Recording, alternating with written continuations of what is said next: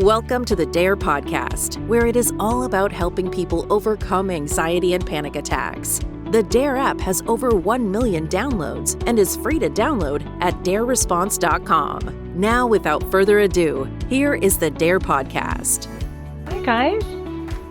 So while we're waiting for Aida to come in, I'm just going to mention today's topic. Just start with a small little topic like we did last week was about self-compassion. I don't know if you guys like that, if you like the format of having a little topic first and then going right into the Q&A. So today here comes Aida. Hello. Hi, Michelle. Did I bump you out when I came? A few times. I don't understand it. Sorry. I'm like, Sorry. She probably started it, and then now I'm starting the same thing she started. Sorry, I kept you waiting. Hi, no, everybody. that's okay. Hi. I didn't even mention the topic yet. I was just saying, I just wanted to read it properly how Andy posted it. So today's topic that we're just starting off our chat with before we get into the Q&A. So just briefly, we're going to touch on this, how you can help your family and friends support you on your journey. And so if you're in the chat, is that something you've had a hard time with, trying to explain to your family and friends or your support group, even what you're experiencing, it really is kind of hard to explain it to somebody who's never experienced anxiety before. And some people don't have much of a support system. Some people do, but the support system doesn't know exactly what. Yeah, here, Amanda just wrote, my husband wants to help, but has no idea how. Like, a lot of people, if you have people around you, they want to help, but maybe they're doing the opposite of what's helpful. And so we wanted to chat about that for a few minutes, and then have everybody in the chat participate in this as well, too.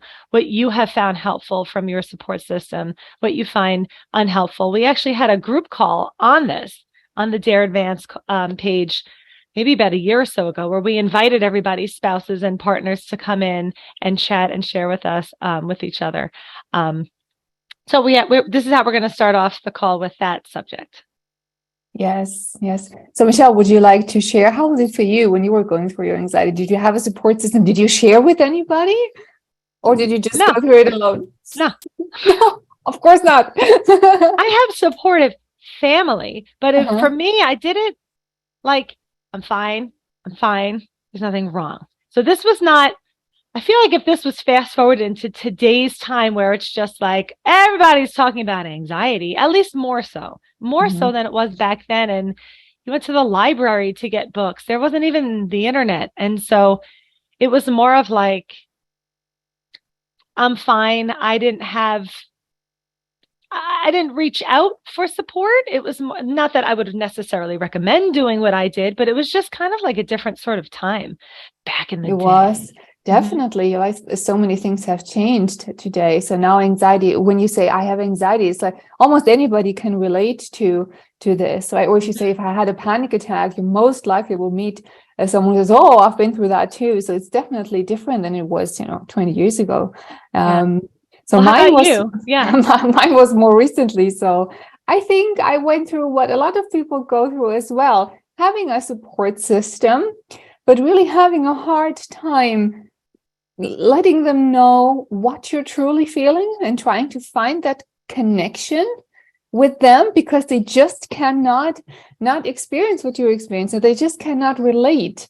And I think what was really tough for me was verbalizing what I feel, while at the same time not breaking down or feeling like I'm a complete mess and just so weak and vulnerable. So that was really a journey to open up to that level and admit that I just feel so lost, and just awaiting the judgment from the others, saying, oh no, and pitying me. Oh, it's going to get better. And I hated that when somebody said it's going to get better. Well, how are you doing now? Are you okay? Hang in there. What's in the chat? What is the most backhanded advice you have ever heard? Like, stop thinking about it. Don't worry about it. Yeah. Because I mean, that's out of it. Yeah, like it's just, who cares?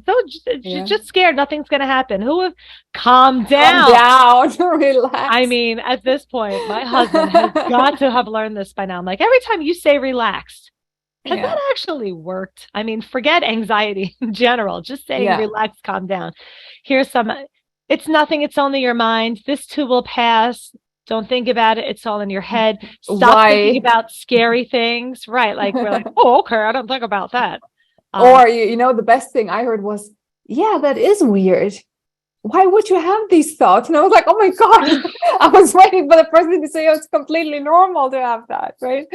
So yes, I think it's really, you have to choose with whom you're really open about these things.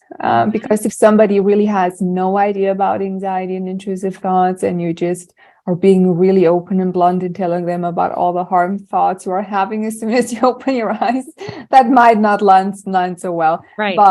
But in general, it's a fantastic idea, and it's really a huge part of the recovery process to allow yourself to feel vulnerable and to share how you feel without judging yourself and without expecting that other people will see you through different eyes now, because I think that's really the deepest fear, don't you think, guys? Like when you open up and share such things, that the other person will see you differently now.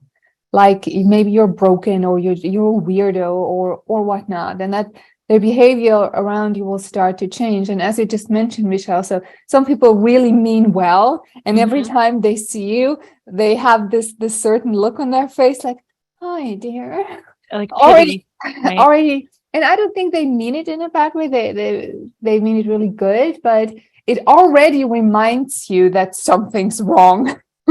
So you must now start to fall apart, or tell them either, oh, I'm doing so much better, or, oh no, I'm still so bad.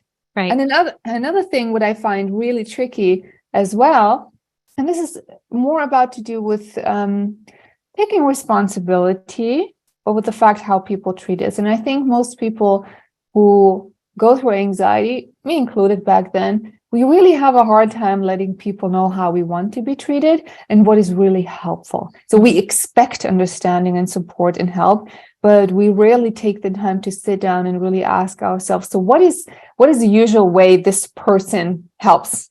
Are they more analytical? Are they very practical? Or are they really caring and understanding and supportive? So take that into account too. So my husband, for example, is really rational, right? He's not like the most empathetic and telling, oh, it's going to be fine. Why are you so scared? He would be like, well, I would just do it this way. So it's really rational. So don't expect from somebody that they would necessarily treat you the way you want to be treated, but try to include their way of problem solving or caring into the way you ask for help. Or Michelle, what do you think? No, that's a good point, because my husband's the same way. He's so like, oh, well, if there's nothing wrong, there's nothing wrong. That's Sean Cavanaugh. Okay. Yeah. And so even with like, if anybody has like a group of friends, there's some friends you go to for certain things, and other friends you might chat about something else, but you wouldn't really chat about this, just because you just find certain aspects of your relationship more helpful or not helpful about certain topics and things. Like I might ask one person about an outfit, or one person about like just talking about something that's hard. And so if you're the person closest to you is not the most supportive, we can't always change that, but we can find other support in other places. That's the reason. Yeah, that's the reason why we have. So like we can try our best to explain it. Again, some people, they might try their hardest, but it's like trying to explain the color red to somebody who can't see. Could try, but so the way I've explained this before is, if you're trying to explain what anxiety feels like to somebody, those people can only work off a point of reference of what they've already experienced. And so the person who has not gotten stuck in a cycle like this, they can relate to danger. They know what it's most likely, they've been in some sort of danger at some point, like something caught fire in the kitchen, or a car, they stepped in traffic and they almost got hit by a car. And fear made sense there. So it was like, well, yeah, I mean, when you're in danger, you're in danger, but when there's not danger, it's fine. And then their point of reference is being scared without any danger, right? Well, of course I watched that scary movie and it was scared. Who cares? For us, the only way I've ever been able to explain it, it's like, it doesn't feel scary. It feels danger. Like that when scared shows up, when it's anxiety that shows up, here comes that whoosh. It doesn't feel the same scary that when you're watching a scary movie, you're scared and you're involved in the movie. When you become scared of scared, it is like the scariest thing to be scared of. And it is so hard to explain that to somebody, but like scared starts feeling like danger. And it's hard to differentiate between I'm scared and I am about to be in danger at any second, or scared is going to become danger. So that's the way I try and describe it to people who don't understand, who've never had this experience before, to then hopefully put it into, okay, what's helpful and what's useful and what's not, because sometimes well-intended assistance isn't always helpful, especially from our approach, from a DARE standpoint, because a lot of well-intention, like we see in the chat, is to do something about the presence of anxiety.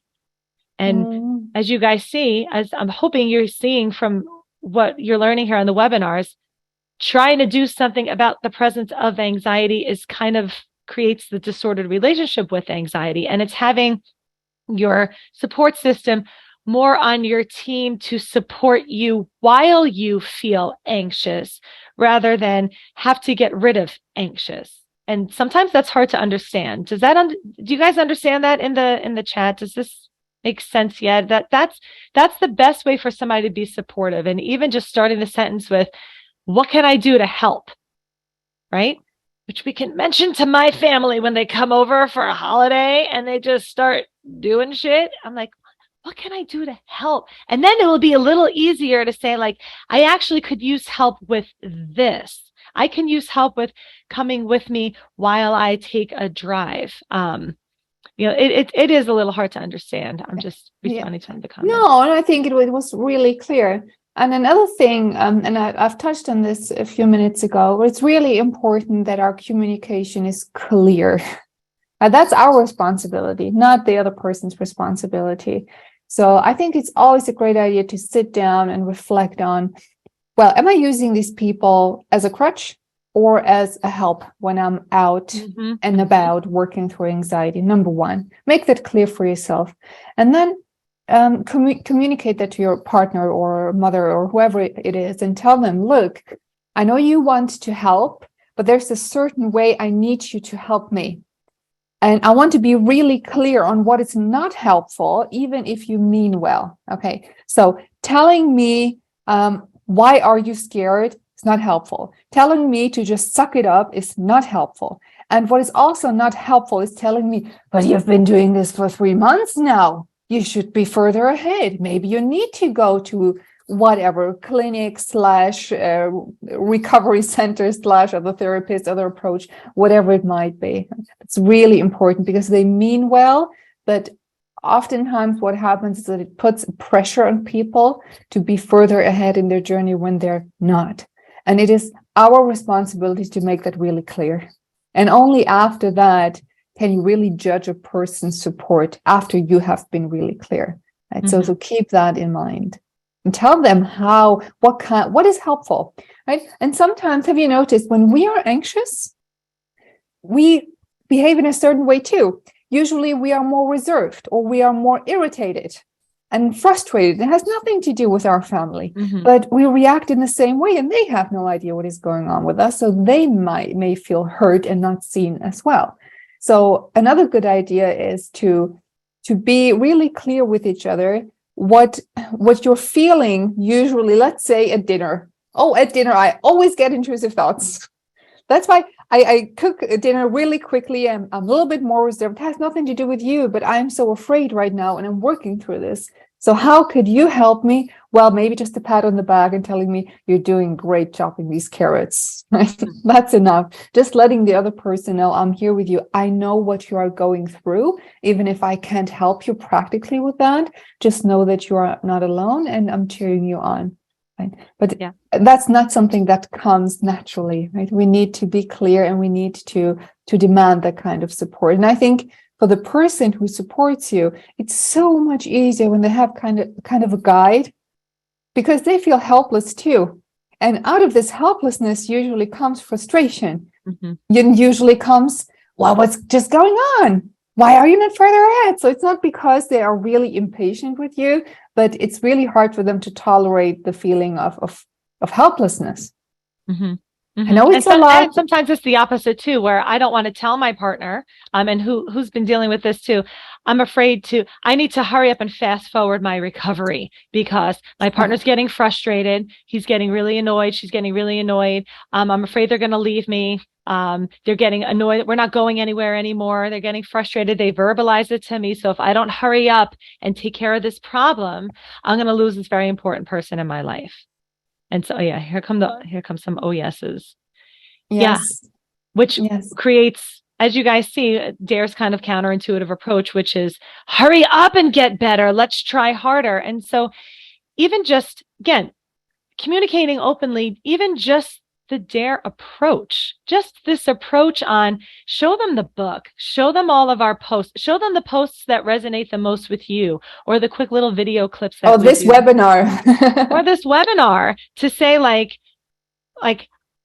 you can help me, you can help support me while I mend my relationship with anxiety. Because I jotted this down real quick when you were talking. I just love all my post-its. Why do they do this sometimes? Are you using your partner? Okay, this one might hit you the wrong way, but stick with me. Are you using them to try and feel better? Or are you using them to try and get better? And yes, we rely on our partners for emotional support and family. And yes, it's helpful to vent and verbalize how you feel and talk about things that are hard. But are we doing it right? Every time I feel blank, I must do blank. Who's texting their partner a million times about their feelings and it's not gone and how I feel? Sometimes it can be, we use our support systems in our life, like you were saying, we lean on them almost like a crutch rather than they support us while I walk upright. And that's the difference between somebody helping you walk through the steps of Dare. And every time I'm anxious, I have to tell my partner I'm anxious and talk about anxious. And that's the topic of conversation. Anybody on here, that is just the topic of conversation, or maybe it was the topic of conversation constantly. You only are talking about how you're feeling regularly. That tends to be not as helpful when it comes to the recovery process of getting out of the disordered relationship with anxiety. And it's a little selfish. Okay. This too might rub you the wrong way, but it comes from a place of care and love. Everybody who goes through anxiety at some point becomes really self-centered, even if they don't want to, because they're so consumed by anxiety. And we want to talk about it. It is at the center of attention. And sometimes we don't even notice how much it is in the center of things because our loved ones are so supportive and they're just like, yes, of course, anytime. But it sometimes can just become too much without us noticing. So it's really important to also see your partner for who he is, your children for who they are, your friends for who they are, and make time for everything. You can still feel anxious and talk with your partner about their work or about what is going on in their life. But this is often something you have to consciously make time for because you are so consumed by what is going on with you, right? I hope that was clear. I don't mean it as in we're all egoists because we're anxious, but the tendency is there without us noticing. So just be aware of that too. Once in a while, forget about yourself. Forget about what is going on with you, but really get lost in another person's story, in another person's worry, in another person's feeling or situation. Because by being with them, they do feel seen too. And in turn, their interest and their care will always be with us as well. Okay. Or else, at some point, it can become draining if it's only about us and it's too much. Yeah. And as you're going out, like, let's say you're doing exposure therapy, or you're like, okay, hey, partner or mother or cousin or friend, whoever your support person is, this is how I'm implementing the skills that I'm learning here. Hey, so when we go on this drive, and sometimes it's easier to do it before you're anxious, when you're in a plain old regular, even if it's like a regular anxious state, not a heightened anxious state, because being in a heightened state, we tend to go back into old behaviors. And so, hey, so do you think you can help me out? I'm working on something. I'm trying to get further from my house. I'm working on exposure therapy. So when we go for a walk, I find this to be pretty helpful and this to not be so helpful. And would you be interested in helping me out with this? Almost like a, hey, Projects. yeah, like Like a like project. little more not so like if I was I broke my leg and I'm trying to heal my leg, and would you want to come for a walk with me while I gain some strength back in my leg? It's so not as heavy as sometimes we this, like, it's still such a taboo subject sometimes, that it's so like, I'm the sick one. I'm the one that needs caring for. And sometimes our partners really can become enablers.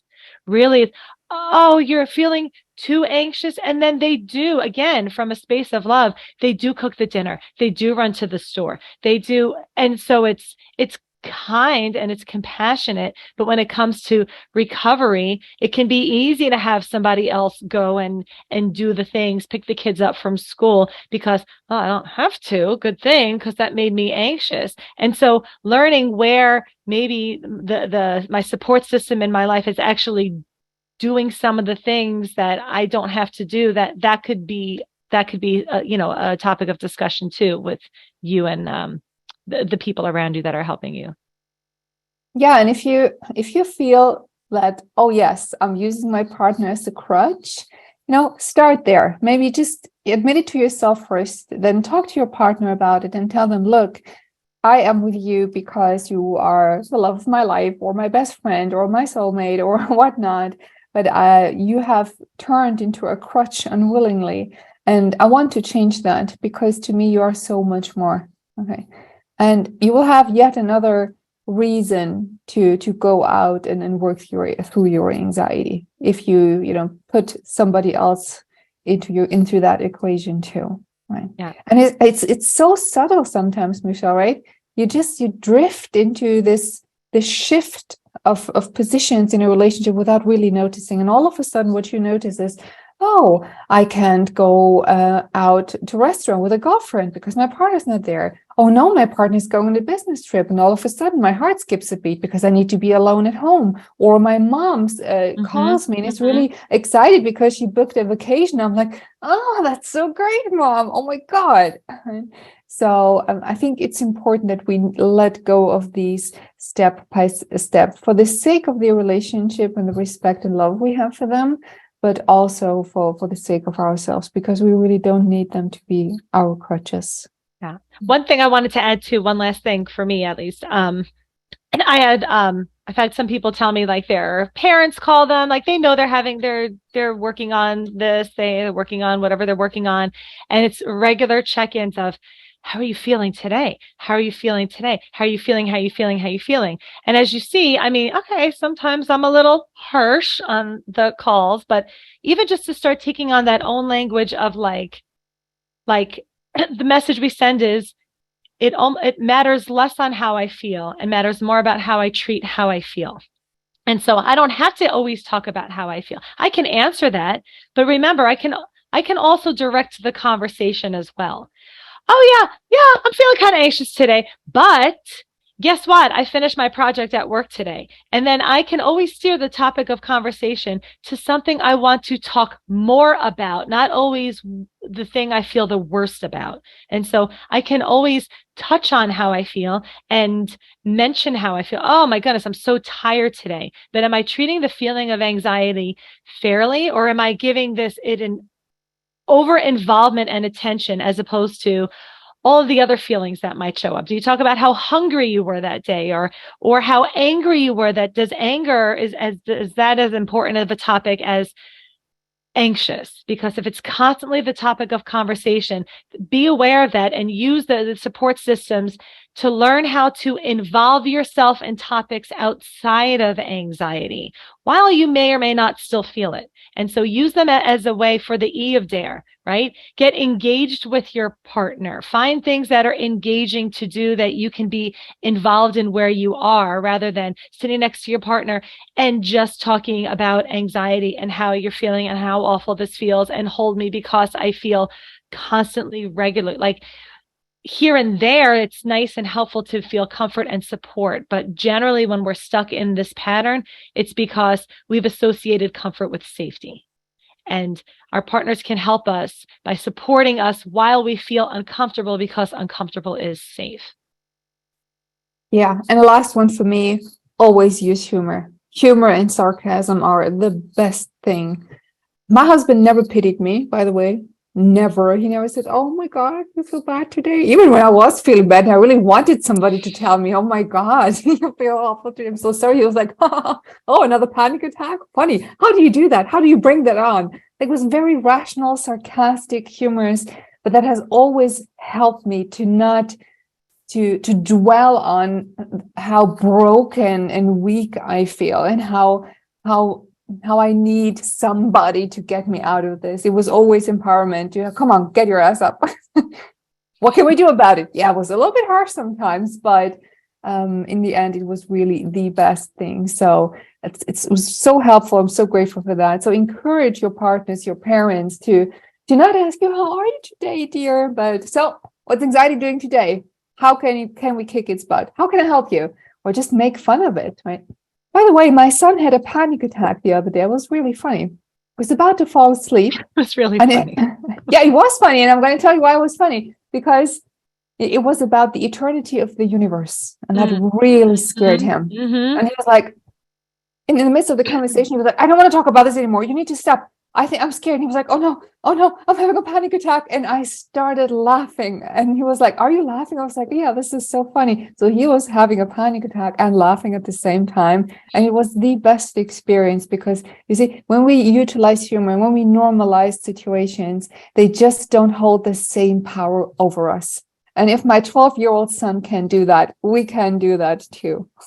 It's the best gift we can give to the next generation of people. Like 100%. How to have a panic attack, not, "Oh my God, you're having a panic attack. Yeah. Calm down and get rid of it." And so it's, scared showed up, but we don't have to be scared of scared. No. It's right. Scared showed up. My daughter, I think I used this example on one of the webinars, had that whole, whoa, everything looks weird, like everything doesn't look real sort of experience. She walked from one room into another room.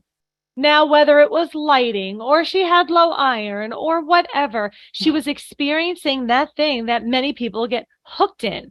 And then we tell a story about it. Yeah. She walked from the living room into the kitchen and she was like, "Whoa, everything is like, it's like I'm here, but I'm not here. And everything looks like not real." She's like, do you see that too? I'm like, "Oh no, that's derealization."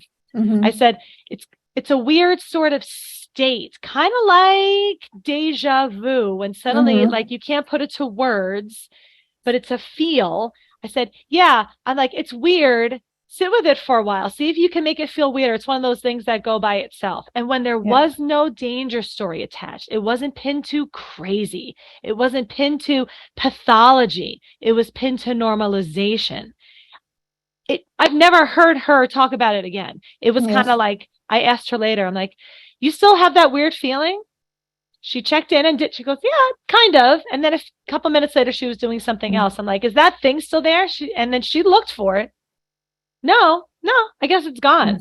So if you ever feel that again, that's just what it's called. And sometimes putting a name to it, not as a diagnostic label, but as this is just a thing, a weird thing that normal human beings experience. It's not so scary when we're caught off guard because nobody talks about it until it's a problem. Yeah, we get to experience the whole range of human weirdness. Because this is what nobody tells us. Oh, it's okay to, sometimes have Alice in Wonderland syndrome. This is what I had as a kid, where things would start moving. I experienced myself as bigger and then smaller. And when I told my mom, she was like, "Oh my God, we need to take you to the doctor." And I was like, "Oh yeah, oh my God." Right. So if I were to have a mom like Michelle was to her daughter, that would have been maybe even a weird and maybe curious experience. Like, "Oh, okay, that's weird. Everything's getting bigger and smaller." So it's really, really how we respond to that. You guys, imagine the first time you experienced anxiety and you would have told your mom or your therapist or whomever, oh my God, I feel weird. What is going on? And they were like, just, oh, that's just anxiety. That's fine. It's going to pass in a matter of minutes. How would the course of your life have changed? Right? It's really about this response. And usually the response that we give it in the beginning is the one we keep practicing. And if it happened to be a destructive response. That's a good line right there. Somebody write that down for us. Say that again. Oh, how we respond to it. How we respond to anxiety initially is usually the way we keep responding, and in that way keep building those networks that now fire instantaneously and really fast. Now everything is this chain reaction. Oh, I noticed something that feels a little bit off, and oh my God, that's the pee, and that's dangerous. And now I need the zap, and now I'm going to behave this way, and now my body's tense, and now it's another intrusive thought, and there you're in this mess, and now you have to detangle that step by step. Right? You can do so, absolutely, no matter at what point you are in your life, no matter how long anxiety has been going on. But how do we go from support system to that? Anyway, I think that's a good moment to head into questions. Yeah, I was actually looking real quick because I know there was a question. I just wanted to make sure we checked it off exactly about the topic that we started with, which was, and I just wanted to say the question out loud, but now I can't find it. But it was basically like, oh, here, submitted by somebody here. How do you help friends and family understand that anxiety is real? Certain members of my family tell me to just pray. Yep, that's another one. And to stop worrying. It is incredibly frustrating. So I hope that you found that we have most definitely addressed that question in 34 minutes. Okay, so guys, I hope you found this helpful. Feel free to share this part of the webinar with your friends and family. Feel free to share all of the free information we post out there. Even if they haven't experienced it themselves, they might not be able to sympathize, but you can empathize, which means I can show care and support, even though I've never experienced it myself. Yeah, and tell them how you want to be supported. Let them know the exact way what you need. Only then can they do their best. All right, so let's get into do we have the same question sheet this time? I don't know. What's your first question? Any tips on acceptance after a bad night of sleep? Okay. Yeah. Okay. So I'll just finish the sentence. Any tips on acceptance after a bad night of sleep, knowing some of your symptoms will be real from lack of sleep and not anxiety driven? That's a fantastic question, because especially the last part, knowing some of your systems will be real lack of sleep and not anxiety. I just want to say that anxiety symptoms are real too, because they are based on biology and physiology, right? So you're not just having, let's say, psychological symptoms. So those are real symptoms you're experiencing that are due to nervous sensitization. And obviously, when you've not slept well, those will be more intense usually. Doesn't have to be.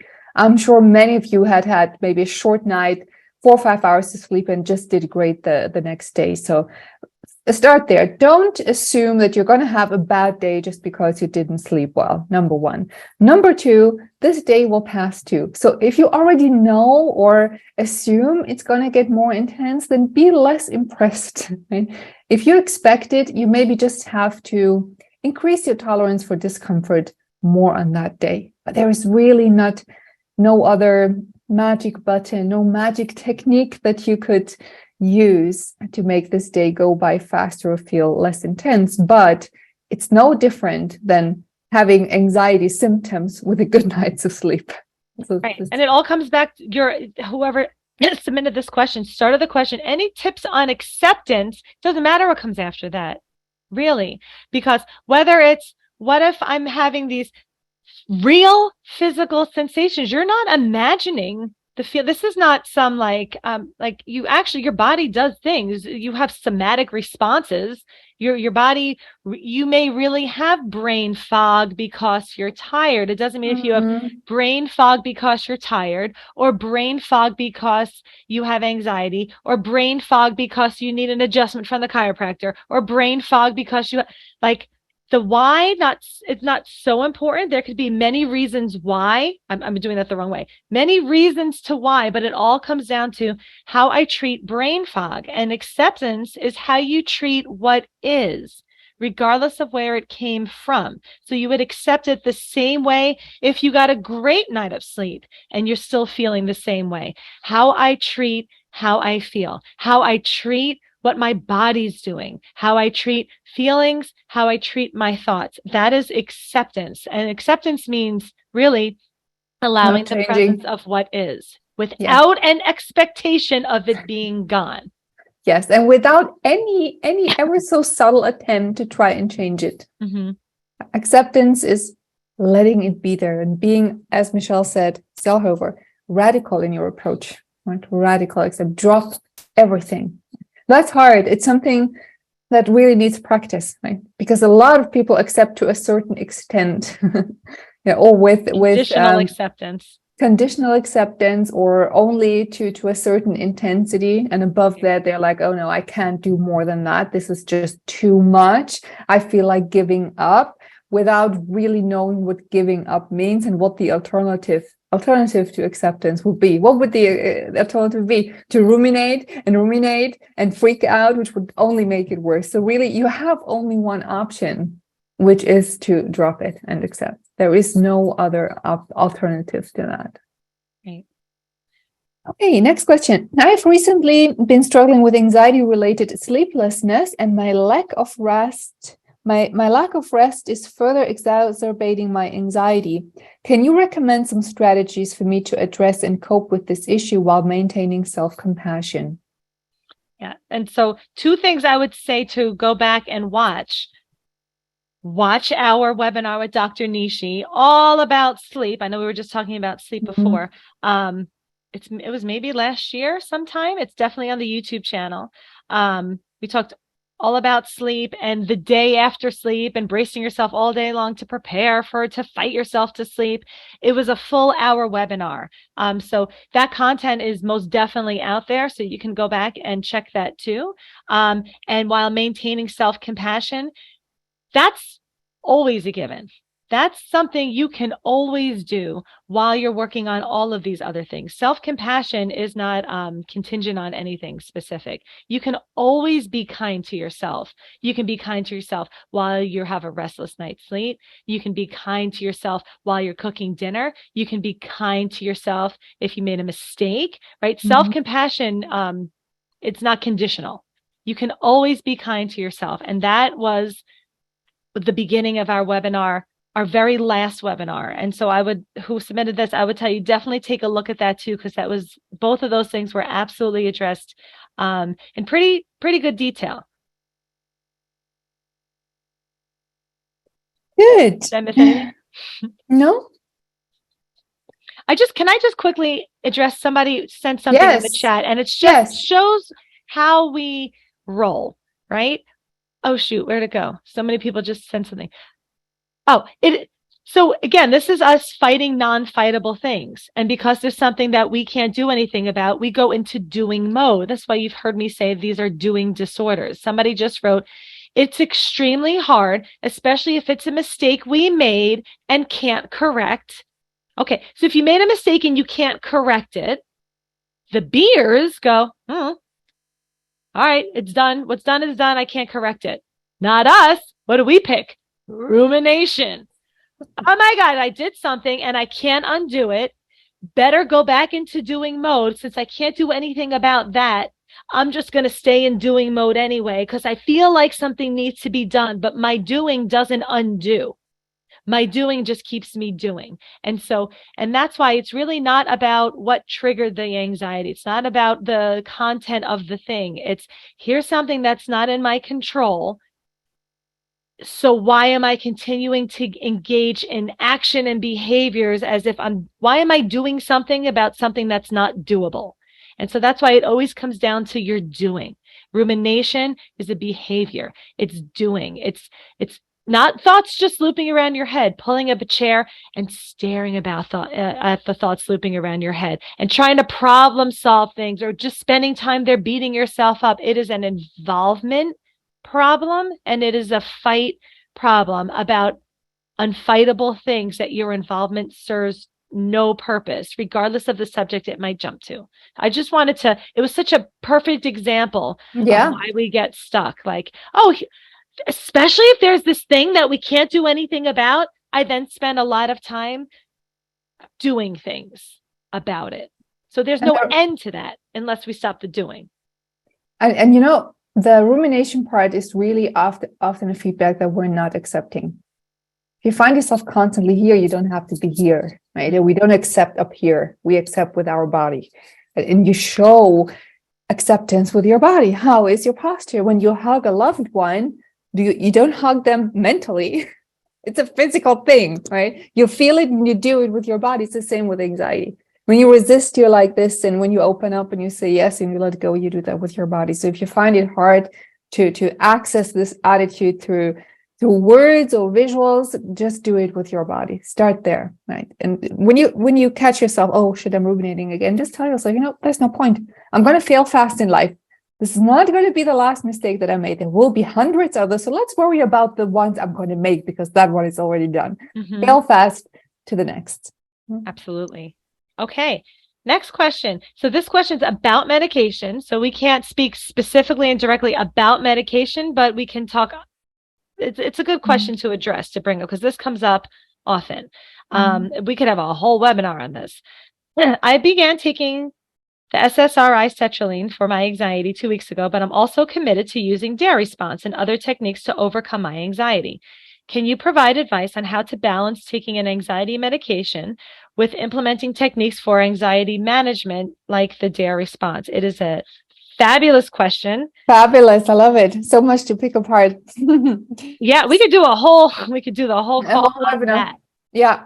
Well, so first of all, first thing I noticed, can you provide advice on how to balance taking anxiety medication with implementing techniques to management, with anxiety management? So first of all, there is no balance. Okay. There's not, oh, I'm either taking medication or I'm doing DARE, or these two things are so different. I now need to figure out how to balance them. Okay.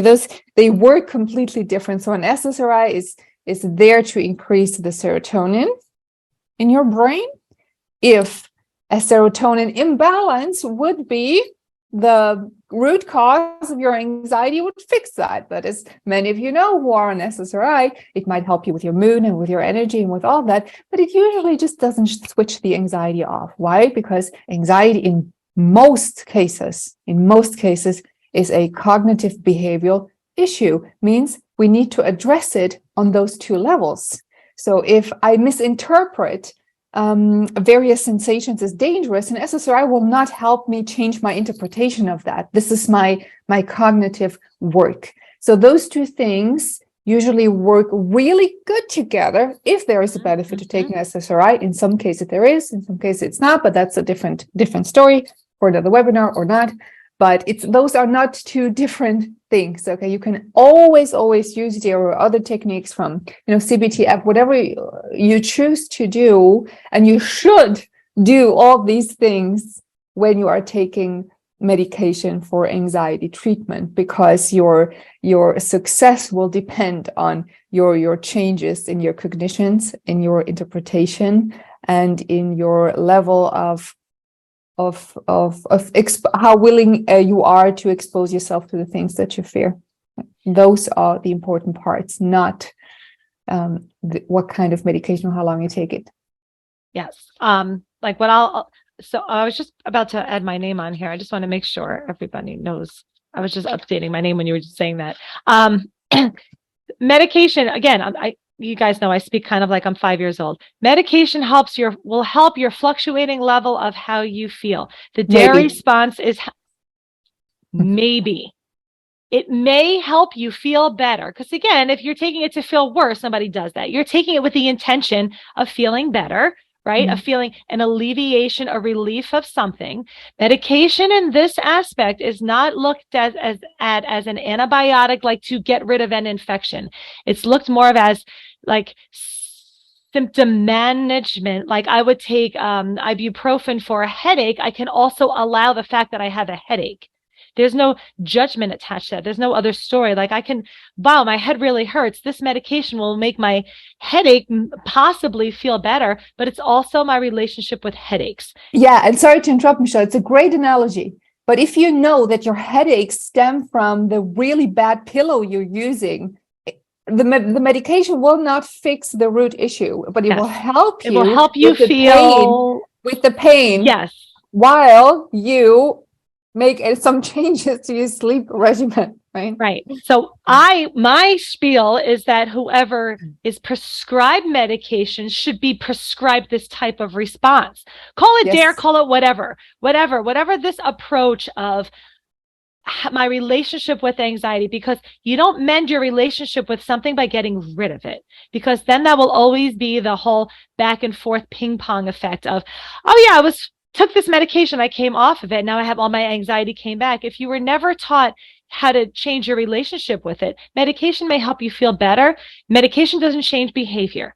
Medication doesn't change the words that come out of your mouth. Medication doesn't change the stories that you tell about feelings. That's this work that can always be done. Whether you take medication or not, we don't care.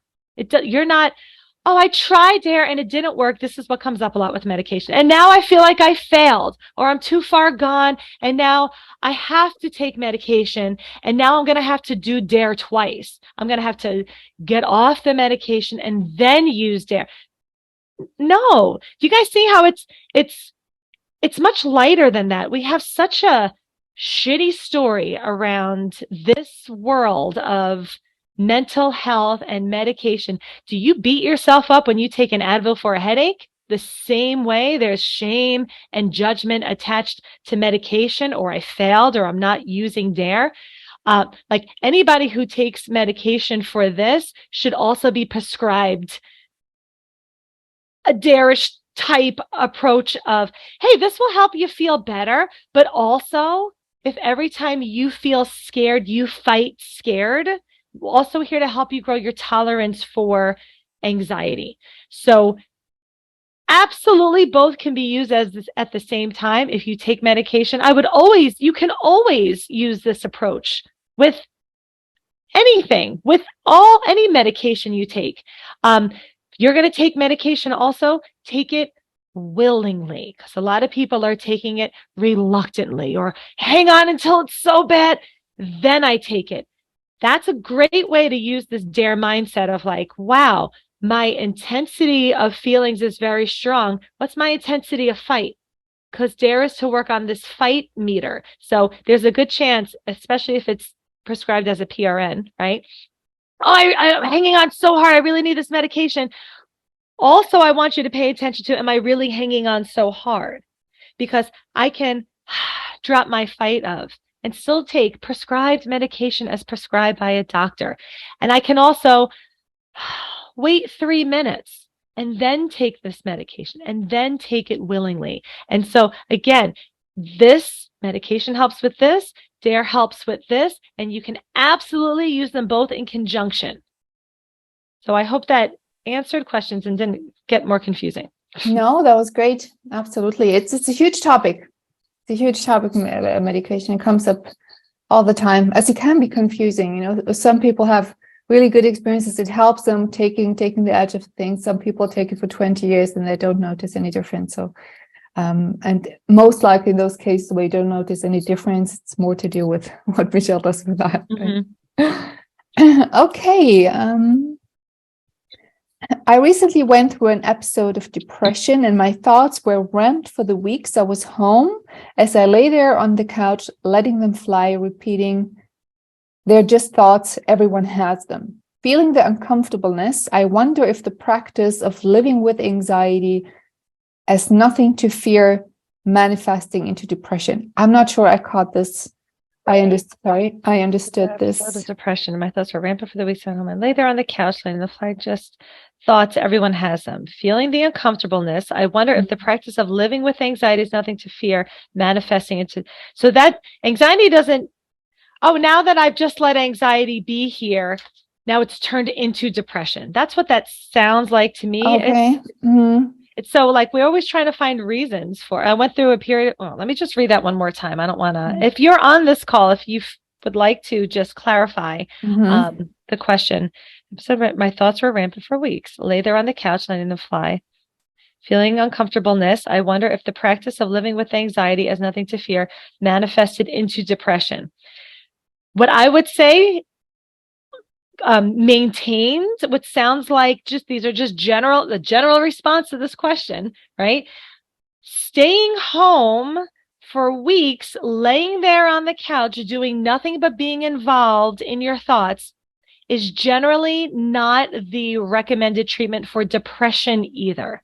Okay. Staying over involved in my thoughts and feelings and being as little involved in life as possible is probably more of the problematic behavior than letting my thoughts just be there. Don't know if I'm answering that properly because I'm not sure. Yeah, it's a tricky question because it was phrased a little bit challenging for us to respond in a good way. So I think we'll just skip that, you guys, because it's a little bit hard to understand. All right. So let's go to the next one. I have so much anxiety. I think it is from my Lyme disease, but it is so hard. How do you deal with illness and anxiety and depression? So kind of, this comes up a lot too. Almost reminds me of the very first question, which was, again, are my symptoms from anxiety or is it from am I feeling this way because of anxiety or am I really feeling this way because of lack of sleep? Is this anxiety dizzy or is this anxiety fatigue or is this Lyme's disease fatigue or is this POTS dizzy or is this anxiety dizzy? And so that comes up a lot too with, I actually have a medical condition or some chronic condition or an autoimmune disorder, and I have anxiety, and how do I differentiate, and do I have to differentiate? And and that's really the question. Deal? How do you have to differentiate? Right? If dizzy is dizzy is dizzy is dizzy, why do you need to differentiate? The question is really, am I afraid of dizzy? Okay. And how am I treating dizzy? And how am I treating dizzy? There might be one situation where I would say different, knowing where it's coming from might be helpful if I want to run towards dizzy. Okay. And I don't know, oh, am I dizzy because of Lyme disease or am I dizzy because I'm not breathing well because I'm so anxious?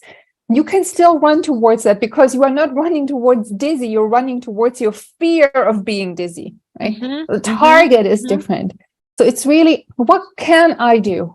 When everything gets so much, the question is really, what can I practically do right now? Can I heal my Lyme disease now? No.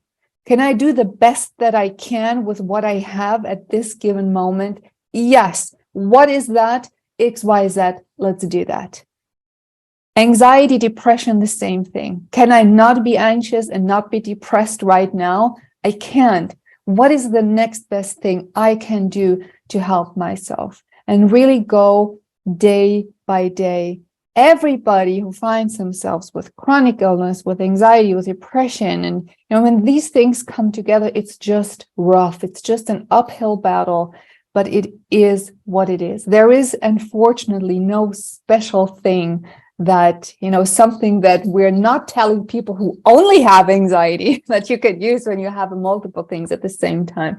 Same principles apply here as well, but try to shift the mindset. And I know how hard this is, away from, everything is so terrible. This is so bad. Now I have 3 things at once. This is hard. This is hard. This is hard. It's not going to get easier by you affirming to yourself how hard it is. And please notice the word, every time we read a question, we usually read it pretty verbatim. How many times have you guys, especially if you've heard these webinars in a while, heard us say the word deal? Deal comes up in so many of these questions, and that's not really what dare is. You're not dealing, you trying to deal with thoughts is more of the problematic part than the thoughts. It's dealing with something that, like, dealing, tolerating, I'm struggling with. You guys must hear us say those words a lot. And it's because it's still a fight mindset. It's still a doing thing. Dealing is doing. So as far as Lyme disease goes, I am not a Lyme disease specialist, but I would say practical terms, I would do it. This is always the serenity prayer in action. I've been given a diagnosis of this. What is in my control right now? What is not in my control? I will put my efforts and energy towards the things that I have a say in, and the rest I have to let be. And so, like, I can't deal with the stuff that's not in my control. I can't deal with non-actionable things. I can deal with actionable things. So like before the headache example, I have a headache and I took an Advil, but it's always my pillow. Well, I mean, I could change my pillow. I could deal with that. My effort would make a change here, but my effort trying to deal with the headache doesn't change the headache. Dealing with headaches doesn't change headaches. It just puts hyper focus and awareness on the thing I can't change. And so I'm here to help you stop dealing, not how to deal better. Like, it's a funny word that comes up a lot. And so notice if you're, oh my God, now I have to deal with this and deal with this. Now I'm trying to deal with anxiety and deal with the depression. There's a good chance you're embattled and struggling the same amount of struggle, that you're just fighting different things, but it's the same fight. It's the same deal. It's the same struggle. It's the same tolerate. Yes. And, it's always two things that people struggle with. Either they are misinterpreting something that is just uncomfortable as dangerous, and they fear that, a worst case scenario that is attached to that. Classical palpitations, heart attack, tingling sensation on your head. Oh, that's the stroke. Or people know it's nothing serious, but still they just can't increase their tolerance to let it be and just let them be uncomfortable. They just can't. So try to find out which one it is in your situation right now. And that will help you to better focus your energy. Okay. If you know, oh, I know this will not kill me. I know a panic attack will not harm me. I just don't like how it feels. Practice having cold showers. Practice things deliberately that will make you really uncomfortable. The more you get comfortable with being uncomfortable, the more you will help your anxiety recovery in turn. Anxiety recovery is not always about building skills for anxiety, right? It's other things in life too. If you get more resilient, more tolerant too, more resilient in other areas of your life, you will get more resilient in your dealing with anxiety too. And if you think, oh, but I still fear this panic attack could kill me, and work on that. Go find evidence of people who died of a panic attack. Go look at webinars, read the book, read expert interviews on what a panic attack is, what happens biologically in your body. Focus your energy on the solution no matter what you do. You can take your 5 minutes, cry, have a breakdown, say how hard everything is, because it is. Because it is. And somebody said in the chat earlier, easier said than done. Always. Always. That's how I say it. Yeah, and we know, we've been there, right? So we know how hard it is, but you can absolutely do this. Stay focused, take your 5 minutes, try it out, but then look forward. Focus. I just want to address easier said than done, because easier said than done is true. It's hard to do these things, but what most people are trying to accomplish is not hard, it's impossible. And I would rather put all my money on hard than impossible. Trying to stop having thoughts I don't like. Trying to purposely get rid of physical sensations. Trying to control other people's opinions about me. You don't directly get to do that. So your constant involvement in things, trying to change something that your involvement doesn't change, that's not possible.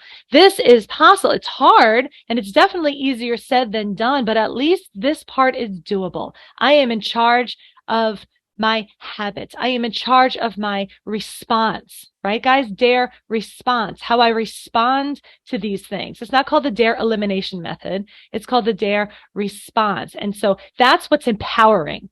The other way, it's so disempowering and feels so like I'll never get over this. I can't get over this. Well, because you're trying to control the wrong things. Direct your focus and energy towards the things I have a say over. Yeah, it's hard, but I'd rather see you work hard at doing hard things than work hard at doing impossible things.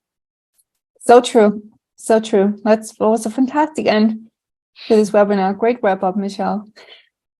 Thank you, Michelle. Good seeing you. Take care. Bye. Bye. Thank you for listening to the DARE podcast. The DARE app has over 1 million downloads and is helping people all around the world to overcome anxiety and panic attacks. You can download the app for free at dareresponse.com.